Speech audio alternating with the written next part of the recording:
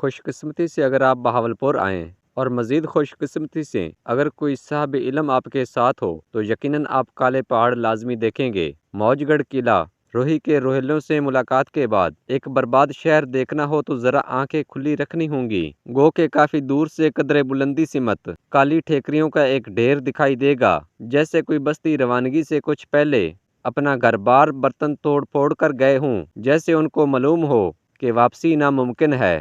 اندازاً 400 سال پہلے نہ جانے کس کی بد دعا لگی اس علاقے کو، جو دریا تو دریا انسان بھی ایسے غائب ہوئے کہ نام و نشان تک نہ رہا۔ کچھ ہزار یا 100 سال بعد کسی اہل علم کو اللہ طاقت بخشے تو یقیناً موہن داڑو اور ہڑپا شہر کی مانند ادھر بھی ایک شاندار تہذیب دریافت ہو سکتی ہے۔ کالے پہاڑ کی لوکیشن کچھ اس طرح ہے۔